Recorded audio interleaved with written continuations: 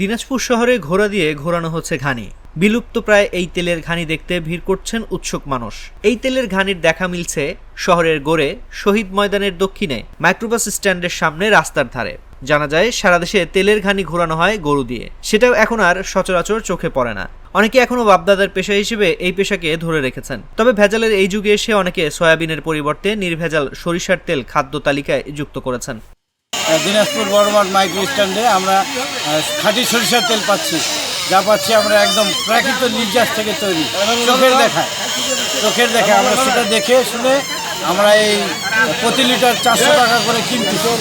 এই তেলটা তৈরি হচ্ছে এই যে পিছনে দেখতে পাচ্ছেন আমাদের, এই যে পিছনে দেখেন আমাদের ধান থেকে তৈরি হচ্ছে প্রাকৃত সরিষা দিয়ে, প্রাকৃত নির্যাস থেকে তৈরি হচ্ছে দিনাজপুর বড়মাঠ মাইক্রো স্ট্যান্ডে।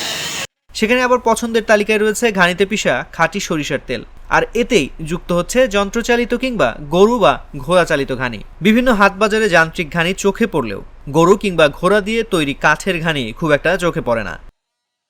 আমি ছোটবেলায় দেখতাম বাড়ি থেকে বের হতে এই যে গরুর ধান দিয়ে সরিষার তেল তৈরি হতো, কিন্তু এখন দেখি গ্রাম থেকে শহরে ঘোড়া দিয়ে ঘান তৈরি হচ্ছে এই সরিষার তেল। দেখে মনে হয় যে ছোটোবেলাকার যুগ আমি আবার ফিরে পাইছি। দেখে আমি খুব আনন্দিত, মনে হয় সেই যুগ আবার ফিরে পাইলাম। এর মধ্যে শহরের গোড়ে শহীদ ময়দানের দক্ষিণে নতুন স্টেশন ক্লাবের পাশে মাইক্রোবাস স্ট্যান্ডের সামনে রাস্তার ধারে চোখে পড়ছে ঘোড়ার এই ঘানি। এই ঘানিতে উৎপাদিত তেলের চাহিদাও ব্যাপক, উৎপাদনের সঙ্গে সঙ্গে বিক্রি হয়ে যাচ্ছে। অনেকে আবার তেলের জন্য অগ্রিম টাকাও দিয়ে যাচ্ছেন।